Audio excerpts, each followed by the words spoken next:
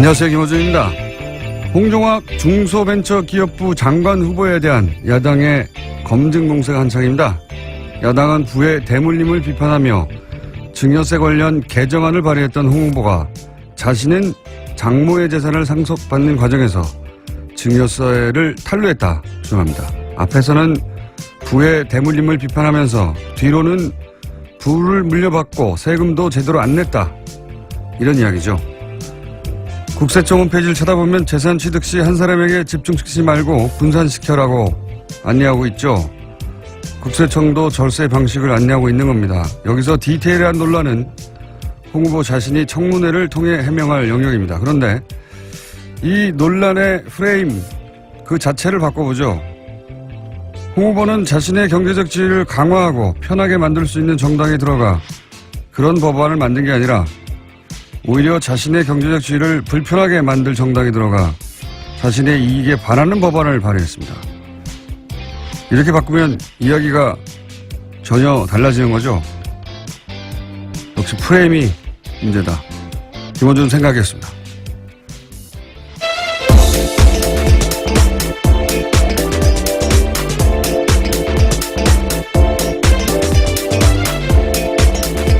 시사인의 김은입니다. 홍 후보 이야기를 잠깐 해볼까요? 네. 잠깐만 하고 넘어가 보자면, 제가 그 이유는 맨 마지막에 얘기할게요. 네. 이게 한마디로 말해서 꼼수 아니냐 이런 거죠. 네. 또 과거에 여러 가지 비판들을 해왔기 때문에요. 그러니까요. 그런 이야기가 나올 수밖에 없는 상황이긴 합니다. 그렇게 보일 수 있고, 그리고 그 디테일은 그럼 홍 후보가 청문회에서 스스로 해명할 영역이긴 해요. 근데 이제 두 가지를 이야기하고 싶은 대목이 제가 있어서 이야기를 시작한 건데, 세법. 이게 뭐 꼼수지 아니냐. 이건 세무 영역이고요. 예. 정서적인 부분도 있어요. 뭐냐면, 너도 장모 재산 많이 물려받지 않았냐. 부의 대물림을 비판하면서 위선적이다. 이런 거거든요. 또 게다가 미성년자 자녀 부분까지 예. 있다 보니까 그런 건데요. 이게 정서적으로 먹힌 부분이 있습니다. 근데 장모 아내 외손녀로 이어지는 증여를 그럼 사회가 거부하나요? 전 이건 말이 안 된다고 봐요. 정서적인 부분이 있다는 건 이해가 가는데 거부할 수 없는 겁니다. 그래서 이걸 쪼개기 증여라고 또 표현하는데 두 번째로는 분할 증여는 상식적인 방식이라고 저도 잘 몰라서 물어봤더니 세무사들한테 상식적인 방식이라고 하는데 문제는 증여세 이거의 핵심은 증여세를 부모가 자식에게 현금으로 주고 자식이 아직 어리니까 그리고 그 현금에 대해서 증여세를 또 내느냐 아니면 홍 후보가 한 것처럼 부모가 자식에게 그 돈을 빌려주고 그리고 빌려준 것에 대해서 뭐 세금과 이자를 내느냐. 근데 세무사들한테 알아보니까 이게 절세 그 자체가 진짜 목적이었으면 이거부터 깜쪽 같은 방법 많다고 해요. 그러니까 절세 자체가 목적이 아니다. 그럼 뭘까? 제가 생각을 해 본 적이 있거든요. 왜 이렇게 복잡한 방식으로 실익이 그다지 없다는데 부모가 자식에게 현금을 그냥 주라는 거거든요. 야당의 주장은 그냥 주고 그걸로 세금 내게 하고 그리고 그 준 돈에 대해서 또 세금을 내면 되지 않느냐 이런 얘기인데 저는 그냥 줬다가 하면 그것도 부의 대물림이라고 뭐라고 했을 거예요. 예. 세금을 부모가 대신 내주고 근데 이 방식은 뭐냐면 건물을 증여받았단 말이죠. 그러면 증여 시점에서는 아직 그 건물에서 세가 안 나온 거니까 그 시점에 돈을 빌려줍니다. 왜냐하면 노력하지 않고 재산을 물려받았으니까 그리고 그 세가 나오면 그 세로 계속 그걸 갚아라. 이걸 계약을 쓰고 심지어는 원천징수도 했더라고요. 제가 보기엔 이게 홍 후보가 가진 경제관 혹은 부의 대물림에 대한 사고방식인 것 같은데 부모 자식 간이라도 네가 수익이 생기는 것이면 더군다나 물려받은 것이면 계약서 쓰고 이자율도 정했어요. 8점 몇 %인가. 이자 소득도 원천 징수하고 굉장히 깔끔한 방식인 것 같은데 제가 보기엔 거꾸로 하도 이게 이제 꼼수라는 기사만 쏟아져서 프레임을 바꾸면 다르게 보인다. 기본적으로 그 얘기를 하는 거고 세부적인 해명은 본인이 할 얘기고요. 청문회 이후에 다시 한번 얘기해보죠. 네, 다음 주 금요일 날 청문회 예정돼 있습니다. 네. 자, 오늘 뉴스가 재밌는 게 많습니다. 네, 그런데 시간이 짧다고 해서요. 굉장히 빨리빨리 진행해야 된다는. 좋습니다. 예, 팀장의 네, 오늘 이야기가 있었습니다. 자 해보십시오. 자. 네. 어제 국정원 특활비 관련된 내용 말씀드렸는데요. 네. 곧바로 이재만 안봉근 전 비서관이 검찰에 체포됐습니다. 그리고 나서는 검찰에 가서 관련된 사실들을 모두 시인했다라고 하는데요. 자세한 내용들이 좀 나왔습니다. 이현수 전 국정원 기조실장이 이른바 007 가방에다가 5만 원권 지폐를 가득 채워서 매달 1억 원씩 줬다라는 건데요. 매달 1억 원. 예. 자신의 차에다가 돈을 싣고요. 청와대 주변을 돌면서 두 사람을 은밀하게 만났다라고 합니다. 이런 식으로 40억 원 넘는 돈이 갔다라고 하는 건데 영화에 나올 만한 장면들이죠. 굉장히 신선한 방식이에요. 국정원에서부터 상납받았다는 건 국정원이 어디서부터 상납받았다. 굉장히 어울립니다. 예. 근데 국정원이 어디다 상납했다. 네. 심지어 기조실장이 직접 줬다는 건데요. 저는 이건 빠져나가기 힘든다고 보는 게 어제 제가 이거 개인 착복 가능성도 있다고 말씀드렸는데 개인 착복이어도 문제고요. 그 돈으로 예를 들어서 뭐 최순실 관련 비선 실세 예산으로 썼어도 문제고요. 그게 아니라 뭐 정치적 지원을 했어도 문제고요. 뭘 했어도 문제예요, 이 돈은. 예. 어디로 가도 걸린다. 예. 굉장히 신선한 세금 착복 방식입니다. 이게 제가 보기에는 국정원 돈은 꼬리표가 없으니까. 네, 구체적인 사용처를 밝히지 않아도 되는 이른바 깜깜이 예산이란 점 때문에요. 네. 이제서야 겨우 드러나게 된 겁니다. 그러니까 이거는 절대 안 드러날 줄 알았겠죠. 그 돈을 받았을 때는. 당사자 진술이 없는 이상에는 절대 모를 돈인데요. 예. 이거 진술이 나온 외에도 겁니다. 또 이건 이것대로 있고 또 따로 조윤선, 현기한 수석 이 양반들은 또 매달, 예. 매달 또 현금으로 500씩 받았다는 거 아닙니까? 네, 게다가 여기에 돈 전달책 같은 경우에는 추명호 전 국정원 국익전략국장이 지목되고 있습니다. 최순실 라인이라고 하는. 네, 예. 그렇죠. 이분이 확실히 청와대 핵심 라인과 중간책이었던 건 확실한 것 같아요. 국정원과. 예, 근데 지난번에는 구속영장이 기각된 바가 있습니다. 이 세금 혹은 예산에 관해서 명언을 남기신 분이 이미 전직 대통령 중에 있어요. 저희가 찾아봤더니 그래서 잠깐 들어보시겠습니다. 나는 평소에 탈세가 범죄이듯 공직자가 예산을 낭비하는 것도 일종의 범죄라고 생각하고 있습니다.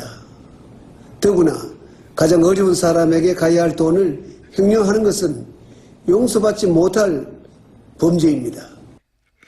너무 옳은 말씀. 네, 이명박 대통령께서 그런 말씀을 이미 용서받지 못한다고 이놈들 이렇게 말씀하셨고, 네, 잘 들으셨죠? 자, 이거 관련해서는 앞으로 계속 사안이 커질 것 같습니다. 네. 자, 다음은요. 네, 다음 뉴스로 넘어가면요. 한중 양국 정부가 어제 지난 석 달 동안에 협상한 관계 개선 협의에 대해서 동시에 결과문을 발표했습니다. 먼저 사드를 둘러싼 기존 입장 차이를 재확인했는데요. 다만 군사 당국 간 채널을 통해서 사드 문제에 대해서 소통하기로 합의한다는 문구가 포함됐습니다. 이어 교류 협력이 양국의 공동 이익에 부합한다며 모든 분야의 교류 협력을 정상 궤도로 조속히 회복시키겠다라고 합의했습니다. 드디어 뭐 사드 문제가 해결됐다기보다는 탈출구가 저 멀리 있는 것이 보이는 것 같은데, 요 사항은 뭐 시진핑 권력이 안정화되면 사드 문제도 해결될 수도 있다라고 며칠 전에 예언을 하신 도울 선생, 예리한 예언이었어요. 알고 봤더니 외교부하고 도울 선생이 뭔가 정보를 주고받았을 리는 없고.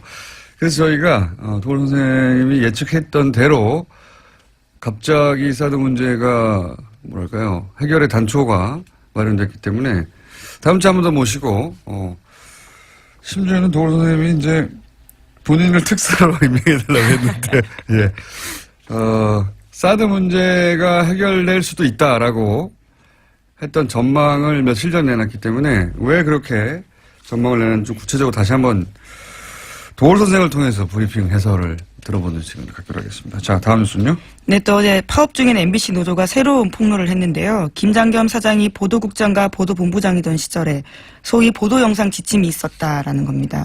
세월호 참사나 촛불 집회 등 민감한 현안에 대해서 특정 영상을 배제하라라고 했다라는 건데요.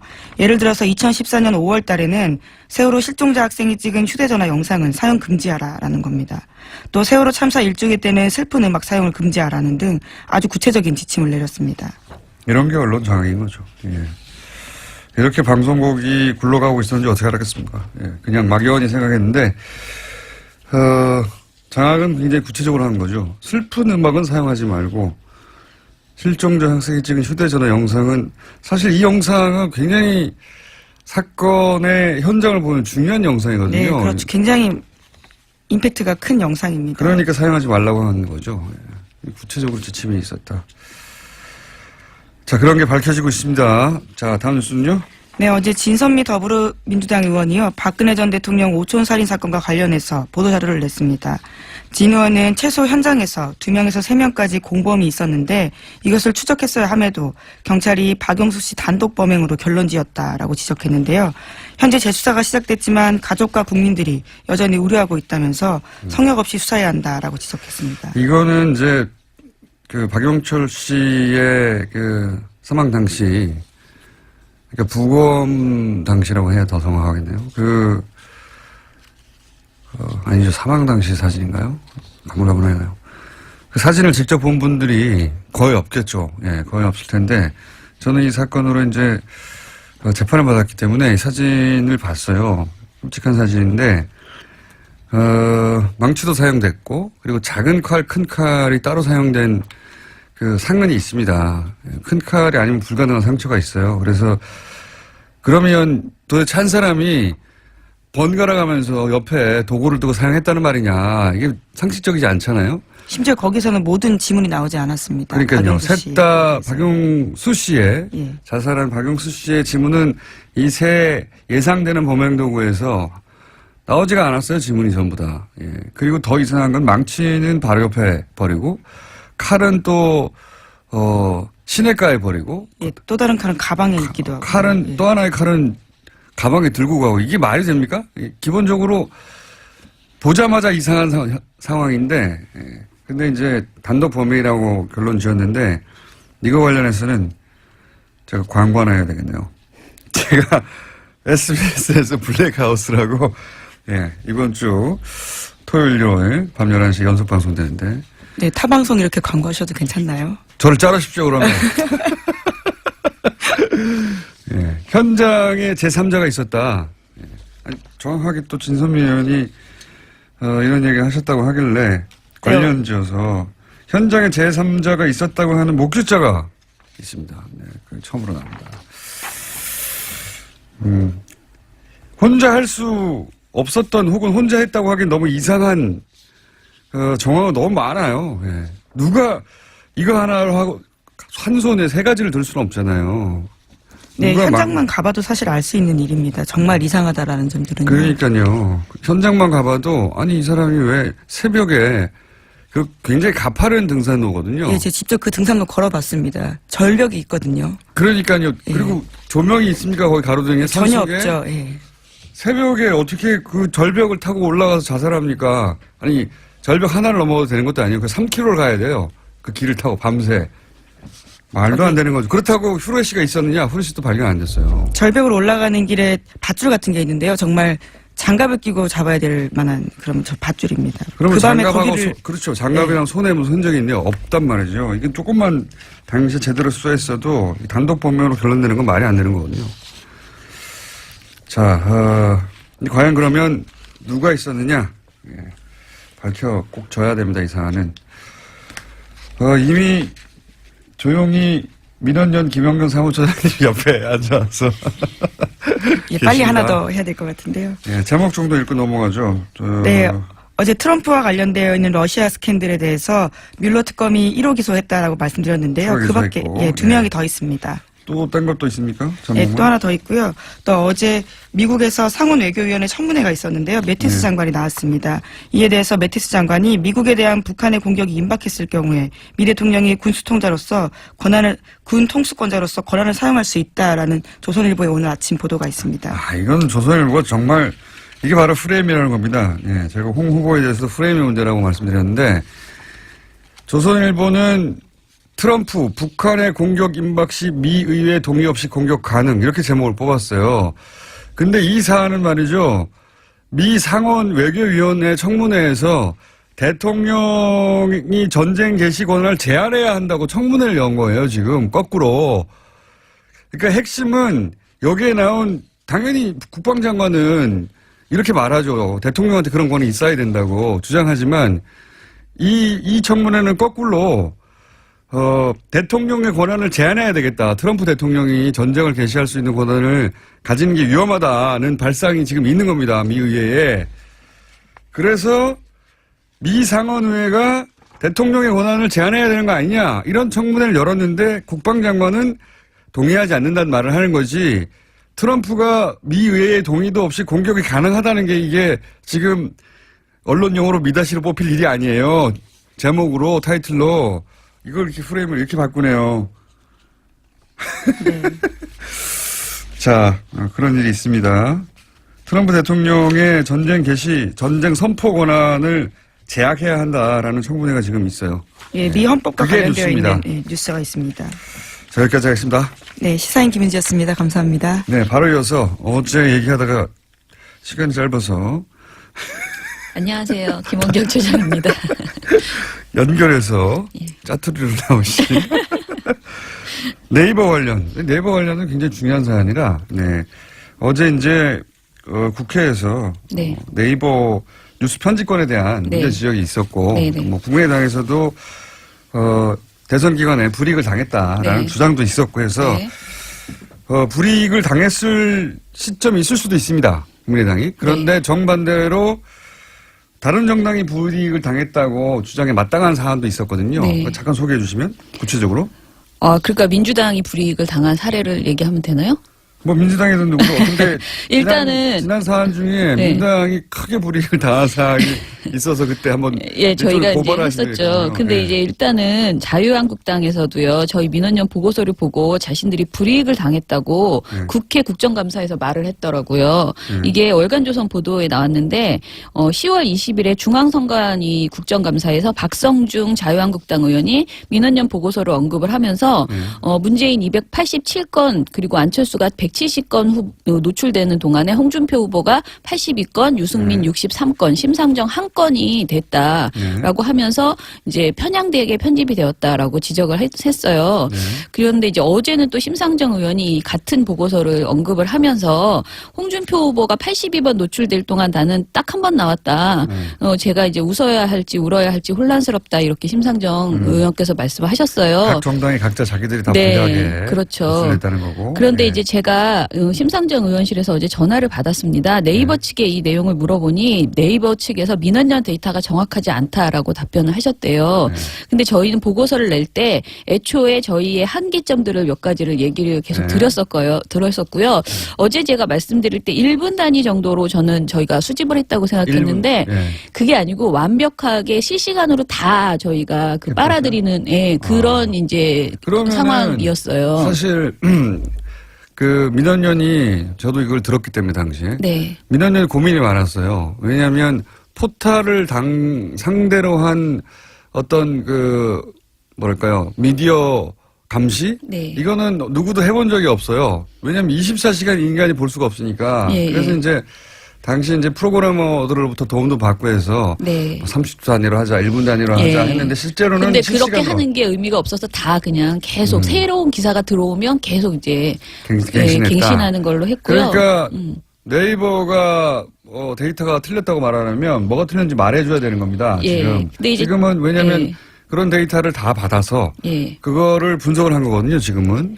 저희가 지금 아까 말씀드린 그 카운팅은요, 정확하게 말씀드리면 3월 20일에서 4월 9일까지의 뉴스 기사 페이지에 배치된 기사 중에서 첫 번째에서 12번째까지 그 안에 12번째가 대체로 이제 그 뉴스박스에서 주요 그렇죠. 한눈에 들어오는 기사거든요. 거니까. 12번까지를 대상으로 했고, 세월호 선체 인양이나 본체 인양, 박근혜 구속 등의 날에는 기사가 너무 늘어나서 17번째까지를 저희가 메인으로 해서 이런 카운팅. 기준을 정해서 네네. 했다. 이렇게 했던 기준은 것이었어요. 너무 그만 설명하시고요. 지금 시간이 별로 없어요. 아무튼 또 나오셔야 돼. 내일 이렇게 되면. 너무 자꾸 정확하지 않다라고 얘기를 하시니까 저도 무슨 말을 할 때 좀 조심스럽게 되는데요. 이것 말고 저희가 굉장히 민주당이 불리하다 오히려 이렇게 생각했던 사례들도 있습니다. 예를 들면 경선 과정에서요. 일단은 유승민 후보가 경선이 확정되는 날, 후보로 확정되는 날 3월 28일에 약 13시간 네이버에서 노출되어 있었습니다. 경선 확정은 중요한 날이죠. 네네. 네. 근데 이제 지금 말씀드리는 거는 첫 번째 뉴스박스만이에요. 그러니까 네. 모바일을 열었을 때 첫 번째. 가장 눈에 띄는. 네. 예. 자유한국당 홍준표 후보는 3월 31일 날 확정되었는데 이날 15시간 노출이 되었습니다. 예. 그리고 두 후보는 이제 대선 후보 확정이었으니까 13시간, 15시간이 비슷했고요. 예. 그런데 요 같은 시기에 3월 28일에 국민의당 영남 경선이 있었습니다. 영남 대선 확정이 아니라 네, 영남 경선. 영남 경선인데 안철수 후보가 압승했다는 내용이 13시간 동안 모바일 뉴스 첫 번째 화면에 노출이 되어 있었어요. 특정 지역 경선이었는데. 예. 그런데 민주당 연남 경선도 있었거든요. 예. 민주당 연남 경선은 3월 31일이었는데 이날은 단 2시간만 문재인 후보가 다른 정당에 승리했다는 비해서 것이 민주당 노출 시간이 너무 적었다. 네. 그래서 민주당과 국민의당 후보 확정에 대해서 그러니까 경선 똑같은 영남 경선에서 이거는 이제 너무 차이가 많이 났다는 이건 거죠. 안철수 후보가 오히려 특혜를 봤다고 볼 수 있는 그렇죠. 부분인 건데 왜냐하면 다른 정당은 경선으로 이제 후보가 확정된 날이니까 네. 12시간, 15시간 노출된 것은 맞는 것 같고요. 네. 그리고 민주당도 경선 확정이 아니라 지역 경선이니까 2시간 노출된 것도 맞는 것 같은데 안철수 후보가 너무 많이 노출된 영남 거죠. 경선 13시간. 후보 확정도 아니고 영남 경선인데 예. 13시간 노출은 많다. 근데 이제 대선 후보가 확정된 날만 비교해 보면요. 네. 문 후보는 16시간, 안 후보는 17시간, 홍 후보는 15시간, 유 후보는 13시간 노출되었다. 경선 확정 날 이렇게 보시면 됩니다. 몇 시간 차이는 있지만 네. 이거는 뭐 그때 뉴스 상황에 따라 좀 다를 수도 있으니까요. 다른 뉴스가 많아서. 근데 하나 이제 하나 더 말씀드릴 건 다음도 저희가 이제 문제로 지적했던 것들이 있는데요. 예를 들면 연합뉴스의 박지원 문재인 부산기장 800평 집 내역 공개해야라는 4월 17일 기사가 다음에서 10시간 이상 배치된 적이 있습니다. 그런데 이게 모니터 기간 당시 모니터 기간이 4월 17일에서 21일까지였는데 이 기간 중 다음과 네이버를 통틀어서 선거 보도 중에서 가장 오랫동안 메인 단일 보도 화면에 중에. 예. 노출된 기사였어요. 근데 네? 이 기사가 안 후보의 딸 그 재산 공개 내역이 문제라며 문 후보 본인도 800평 좋은 집에서 사는 만큼 그 집을 소유하게 된 과정을 소상히 공개해야 된다는 그 박지원 의원의 지적을 그대로 받아 쓴 보도였어요. 그런데 문제는 박 대표가 문재인 후보 그 집에 대해서 지금 제목에 부산 기장 800평 집이라고 했잖아요. 근데 문재인 후보 집은 그 당시에 양산에 있었거든요. 그러니까 뭔가 또 다른 집이 800평짜리가 부산 기장에 있는 것처럼 오해가 되는 이런 것이었어요. 그래서 국민의당이 이후에 이 발언을 정정했습니다. 그런데 이런 보도가 10시간 동안이나 그대로 다음에서 오랫동안 있었다.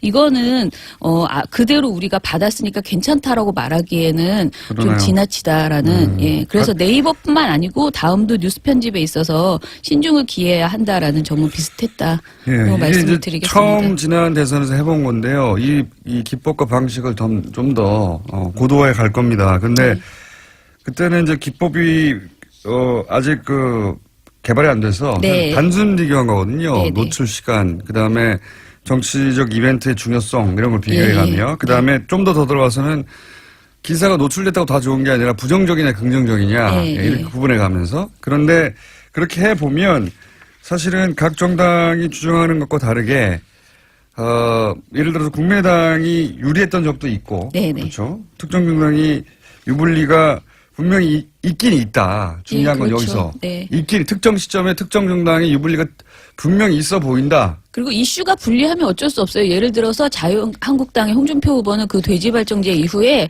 그때 당시에 엄청 부정적인 제목이 엄청 그럴 수밖에 많았어요. 없죠. 예. 예. 그런데 우리가 이걸 불리하게 했다고 무조건 잘못했다고 말할 수는 없거든요. 네. 그러니까 이슈에 따라서 사실 바뀌는 것인데 문제는 이제 그 과정에서 포털이 뭔가 의도적으로 비정상적으로 네. 어떤 이슈를 오랫동안 노출시키거나 이런 거 튀는 거죠. 감추는 것은 네. 조금 이상한 것이죠. 기장 800평 집 이런 네. 거 튀는 것이고 또는 뭐 지역 경선인데 특정 후보는 대선 확정만큼이나 오래 노출된다든가 네. 이런 거는 포탈에 노출된 시간만큼 엄청나게 노출도가 늘어나는 거죠. 1시간이면 포탈에 접속한 사람들이 네. 100만 단위로 들어가기 때문에 예. 자 민원연이 그래서 생각하는 포탈의 엄청난 영향력에 네. 대해 상대적으로 규제가 너무 없고 네. 그다음에 투명하게 검증할 수 있는 방법이 없어서 개선점 요구할 수 있는 개선점이 있는데 오늘 시간이 없네요.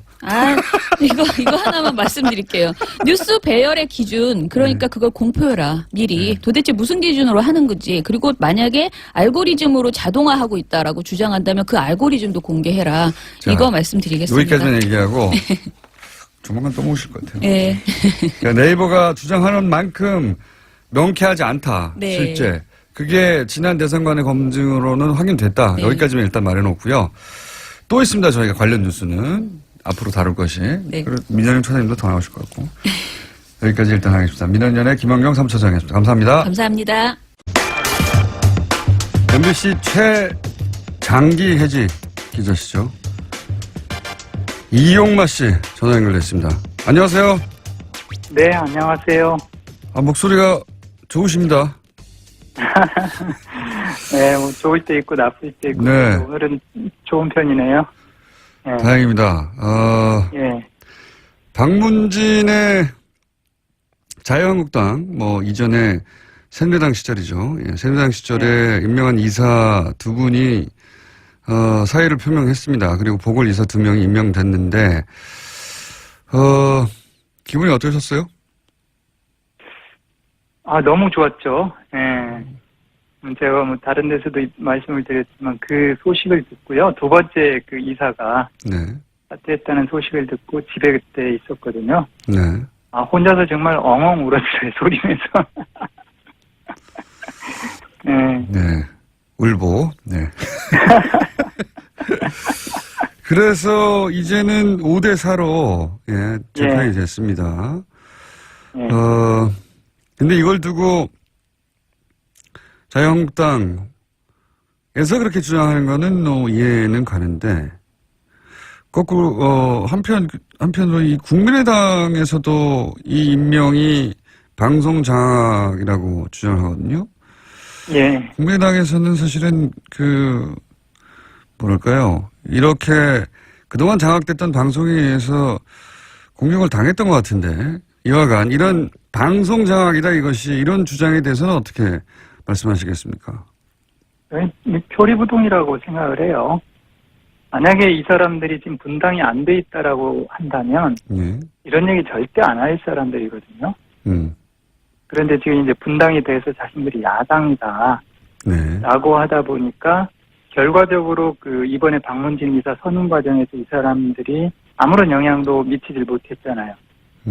그리고 또 앞으로 사장을 새로 이제 임명을 하게 될 텐데, 네. 그 과정에서도 사실상 영향력을 행사할 수 없게 된다는 말이죠. 거기에 따른 어떤 금단 증세라고 봐요. 국민의당에서는 그렇게 대해서는 그렇게 진단하시고, 그럼 보수 야당이 방송 장악이라고 주장하는 것에 대해서는 어떻게 보십니까?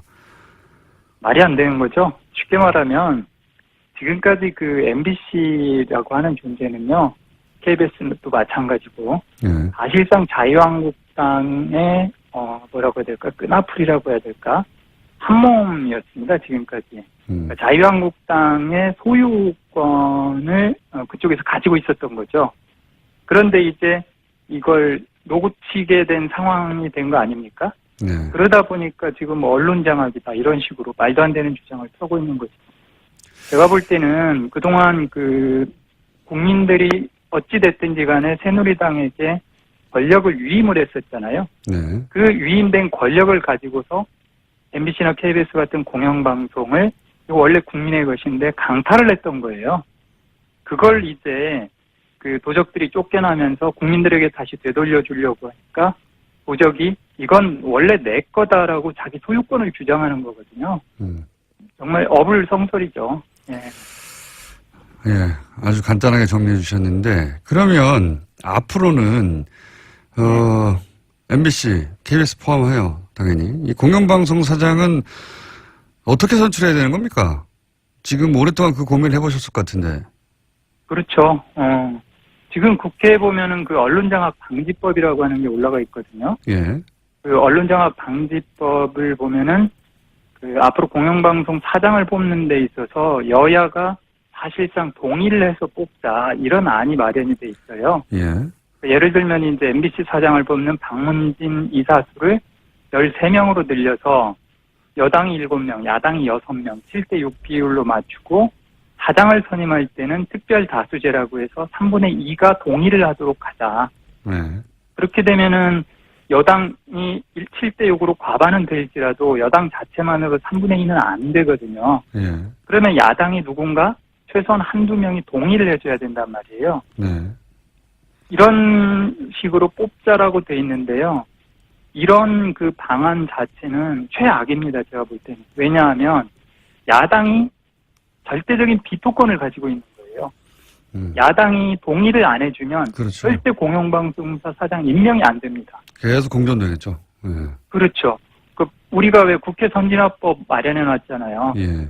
그게 마련이 된 다음에 이게 무슨 뭐 식물국회가 됐다 이런 얘기하는데 제가 볼 때는 지금 올라가 있는 언론장악방지법도 아마 이 국회 선진화법 이상으로 아마 최악의 그런 방안이 될 것이다라고 보는 거예요. 그러면 아마 그걸 고리를 해서 다른 딜을 하자고 들겠죠, 아마. 예. 그렇죠. 예. 예. 그래서 그럼 예를 어떻게 해야 들어 뭐 됩니까? 예. 근데. 저는 그 누차 주장을 하고 있는데요. 이번에 그 원전 그 지속할 것이냐, 공론화위원회. 예. 공론화위원회가 만들어졌잖아요. 예. 이것과 이제 비슷합니다. 그 일반 국민들 중에서 무작위로 네. 50명에서 100명 정도를 추첨을 하는 거예요. 그래서 이 사람들이 일종의 사장 추천위원회를 결정을 합니다. 그리고 뭐 여야가 예를 들어 MBC 사장이다. 그럼 MBC 사장 후보 뭐 한 서너 명, 너댓 명을 놓고서 인사청문회 하듯이 그 사람들에 대해서 조목조목 따지는 거죠.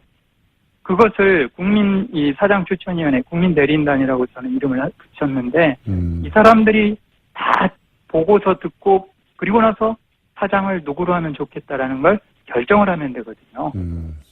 왜 이런 방안을 이야기를 했냐면요. 네. 지금까지 그 공영방송 사장을 항상 여야, 즉 국회 정치권에서 추천한 그 이사들이 결정을 하다 보니까 무조건 수혜 게임, 쉽게 말해서 여당에서 추천한 사람들이 무조건 될 수밖에 없는 거예요. 그런 식이기 때문에 방송 장악이라는 얘기가 끊임없이 나오고 또 아무리 그 유능한 후보라고 해도 야당에서 추천을 하게 되면 절대 사장이 될 수 없고 반대로 아무리 무능한 사람이라도 여당에서 빌면 무조건 되는 구조란 말이죠. 네. 이런 그 당리당략에 얽힌 문제에서 벗어나야 된다. 그래야 알겠습니다. 공영방송이 정치권에서 완전히 독립을 해서 자율적인 목소리를 낼 수 있고 또 이 국민 대리인단을 통해서 사장을 뽑는다라면 내부 구성원들도 나중에 자기가 사장이 되겠다라고 생각을 한다라면 이제부터는 정치권을 바라보면서 어떻게 하면 정치권의 추천을 받아서 혹은 정치권의 로비를 잘해서 내가 사장이 되겠다 이런 생각보다는 국민들한테 잘 보여야 되겠구나. 그러려면 회사 생활을 할 때도 기자나 PD로서 열심히 일을 할 거 아니에요. 국민을 바라보면서. 이런 식으로 돌아가야 알겠습니다. 선순환 구조가 되지 않는가. 예. 방통위가 참고해야 될 말씀이신 것 같고 아시는 분은 다들 아시지만 모르신 분들도 있을 테니까 지금 말기암이시죠? 예, 그렇죠. 네. 예. 그래서 10살인가요? 아들 둘이? 예. 쌍둥이 아들. 예. 둘 다 10살입니다. 쌍둥이 아들 둘에게 인생에서 중요한 판단을 내려야 할 시점에 하겠다는 생각으로 책을 하나 쓰셨다고 하는데 예. 세상 제목이 뭡니까? 세상을 바꿀 수 있다? 예, 세상을 네. 바꿀 수 있습니다. 그 책에서 이제 지금 언론 얘기하니까 예. 언론에 관련된 것만 제가 두 가지 여쭤볼게요. 여기서 예. 우리나라에 전공 기자가 제대로 된 사람이 한 명도 없고 외신 그대로 받아쓰게 한다. 저희 방송에서도 항상 지적하는 부분이거든요. 외신을 그대로 받아서서 외국의 시각으로 세계를 본다고. 이거를 네. 현장에 계실 때 뼈저리게 느끼셨어요? 예, 제가 그 2001년도에 아프간 전쟁이 발생했거든요. 예. 미국이 아프간을 9.11 테러 이후에 네. 공격을 했는데 그 당시에 우리나라에서 엄청나게 많은 그 언론인들이 파키스탄에 파견이 됩니다. 네. 왜냐하면 그 당시 이제 전쟁이 발생을 했기 때문에 아프간에는 못 들어가는 거예요. 아하. 그러다 보니까 바로 그 인접국인 파키스탄에 파견이 되는데 예. 파키스탄은 아프간하고 솔직히 수백 킬로 떨어져 있잖아요. 사실 전쟁터가 아니라 한국에 전쟁 났는데 도쿄 가서 보도하는 거죠. 예. 그렇죠. 그런 셈입니다. 그쪽에 가서 전쟁 취재를 하는 거예요. 그러면서 마치 뭐 대단한 종군 기자들을 파견한 것처럼 이렇게 뭐 자기 뭐 지면이나 혹은 방송을 통해서 광고를 하는데 저도 처음에는 이제 모르니까 그런가 보다 하고 그래도 저 기자가 됐는데 이런 거 한번 취재해봐야 되지 않겠느냐. 그래서 네. 이제 지원을 해서 갔죠. 가서 보니까 수백 킬로미터 떨어진 지역에서 무슨 전쟁 취재가 돼요. 거기에다가 더 중요하게는요. 예를 들어 방송사 같은 경우, MBC, KBS 같은 경우에는 2명씩 보냈습니다. 취재 기자를. 네. 파키스탄에 2명이 가서 뭘 취재할 수 있겠어요? 수백 킬로 떨어져 있는 데다가 2명이 달랑 가가지고 어떻게 취재를 하냐. 네. 근데 그게 우리 전쟁이- 언론의 현실이었다. 그렇죠. 그러다 보니까 알 수가 없잖아요. 우리가 아프간에 대해서도 일단 사전에 무슨 정보가 제대로 있는 것도 아니고 네. 지금 어디에서 전쟁이 벌어지고 있는지 그 현황도 정확히 모른단 말이에요. 그걸 국내도 아니고 파키스탄에 외국에 가서 우리가 어떻게 알 수 있겠어요. 알겠습니다. 네. 그러다 보니까 외신 받아서 다 쓰고 화면은 서울에서 미국에서 산 화면들 그걸 다 붙여주고. 미국 언론들이 보도한 것, 미국 언론의 시각으로 이제 그 사건을 볼 수밖에 없게 되는 거죠, 결국은, 계속해서. 그렇죠. 네. 앵커의 문제에 대해서도 지적하셨는데, 이건 구체적으로 어떤 이야기입니까? 앵커의 허상. 이건 뭐 저 종공 기자랑 약간 유사할 수 있는데요. 예. 사람들은 이제 종공 기자다 해서 TV에 나오면은 뭐 보통 화면에는 이제 전쟁 화면들이 많이 나오잖아요. 뭐 네. 쏜다든지 대포가 떨어진다든지 이런 것들을 보면서 저 기자가 위험한 지역에 가서 열심히 취재를 하고 있구나. 네.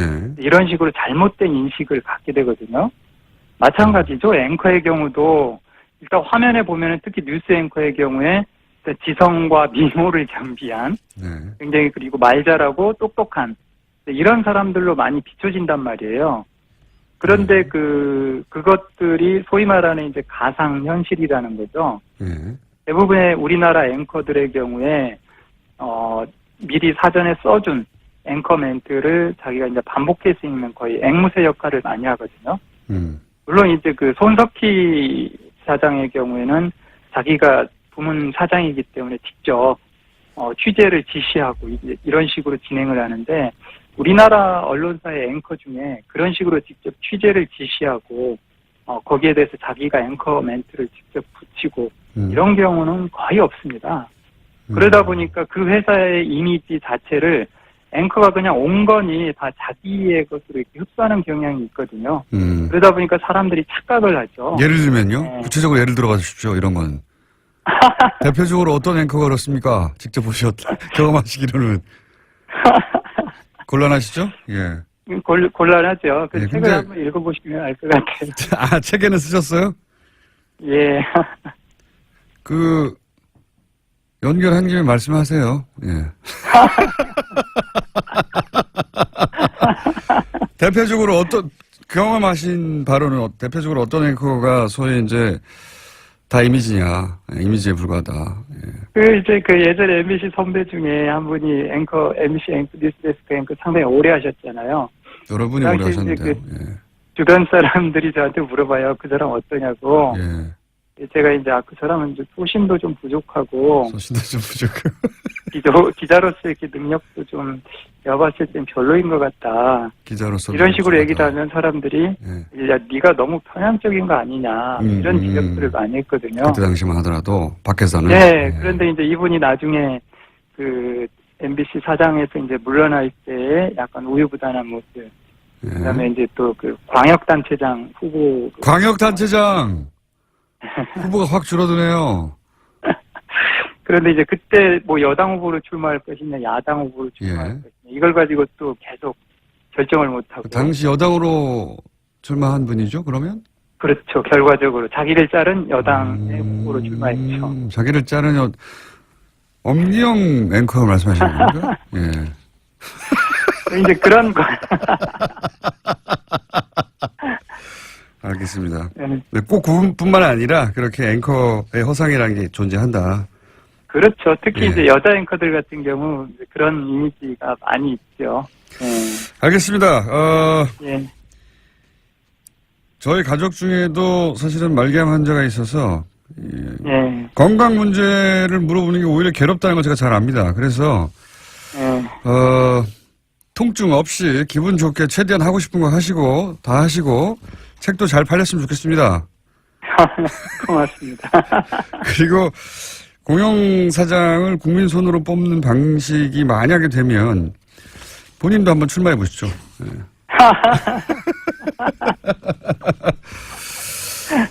저희가 오늘 준비한 시간은 여기까지 하겠는데요. 예. 예.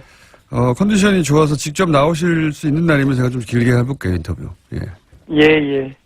알겠습니다. 오늘 말씀 여기까지 듣겠습니다. 감사합니다. 예, 고맙습니다. 네. 예. 지금까지 이용마 해직 기자였습니다. 자, 이용마 기자하고 예정보다 시간이 길어져가지고, 4분 남았는데, 양주열 변호사는 옆에 앉아있네요. 그냥 하시지 계속 인터뷰. 예. 초스피드하게, 오셨길래, 예, 오셨으니까 그냥 갈 수는 없고. 초스피드. 그럼 저 국정원 특수활동비, 이거 예. 월 1억씩 받았다는데, 이거 이제 무슨 죄입니까?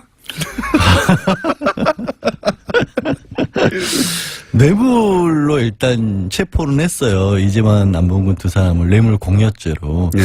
근데 이게 뇌물이 되려면은 뭔가 받고 나서 네. 돈을 받고 나서 뭘 했었어야 되는데 착복을 했으면 어떻게 됩니까? 개인으로 먹었다. 개인적으로 착복을 했으면 이거는 그 사람들 국정원 직원들의 횡령이나 국고손실죄는 될 수 있는데 받은 사람이 죄가 되긴 힘들거든요. 그래서 거기에 대해서는 영장을 할 때는 뭐라고 썼냐면 현안이나 예산 배정의 편의를 받기 위해서 돈을 건넸다. 왜냐면 청와대가 예산을 배정을 하니까. 배정하니까. 그러니까 그렇게 볼 수밖에 없는 게 이게 국정원 기조실장이 이재만 안봉근 두 비서관에게 매달 1억 원씩 갖다 줬다는 거 아니겠어요? 근데 기조실장은 4년 동안 했던 이현수 기조실장인데 국정원 예산을 다 총괄하는 사람이거든요. 그렇죠. 네. 어마어마한 능력을 가진 사람인데 왜 비서관들에게 그렇게 줬을까? 대비를 해보면 정무수석에게는 추미하고 국장을 시켜서 500만 원밖에 안 줬거든요. 그거 진짜 용돈이에요. 제가 그러니까 그건 용돈. 용돈 쌈짓돈 낸 겁니다. 국정원 그러니까 특수활동. 그거를 두 개를 비교를 해보면 이쪽은 1억 500, 이쪽은 1억. 그렇죠. 1억 원을 그리고 계급은 비서관이 훨씬 낮아요. 그러니까요. 그럼 비서관 갖다 줬다고 보기 어렵잖아요. 그렇죠. 그러니까 뭔가 그 윗선을 통해서 뭔가 국정원의 편의를 본 게 아니냐. 그게 최순실의 가능성이 나오는 거죠. 왜 그런 얘기가 나오냐면 이제 결국에는 박 전 대통령이 연봉이 네. 2억에서 2억 5천 사이인데 네. 재산 신고를 한 거 보면 하나도 안 줄어들었다는 거예요. 네. 있는 동안에. 근데 쓴 돈은 있잖아요.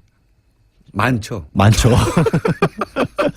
많다고 추정됩니다. 그럼, 왜냐면, 추정됩니다. 네. 그때 화제가 됐던 것 중에 하나가 탄핵되고 나서도 1월부터 5월까지 10억 원의 옷값이요. 업무 활동비를 썼다. 이런 네. 것도 문제가 됐었는데. 그리고 옷값만 하더라도. 그렇죠. 뭐 그거 됐죠? 말고도 추가로 매달 1억 원씩 썼다라면 네. 뭔가 이거는. 비선 의료가 있었지 않습니까? 비선 공짜로 다할 수도 의료라든가 있고. 뭐 시술도 있고 옷값이 될 수도 있고 여러 가지 다른 데 쓴 게 아니냐라는 생각을 할 수밖에 없는 거예요. 예. 그럴 경우는 무슨 죄가 됩니까? 그럴 경우에 개인적으로 착복한 거기 때문에 횡령죄 공범 같은 건 될 수 있을 것 같아요. 국고손실죄 같은 경우도 공범이 될 수 있고. 근데 이 사건이 너무 특이한 게 진짜 특이한 거예요. 여태까지는 이게 저도 듣고 나서 정말 와, 신선하다. 말도 안 이거. 되는 일이거든요. 국정원을 후린 거 아닙니까 이게? 그렇죠.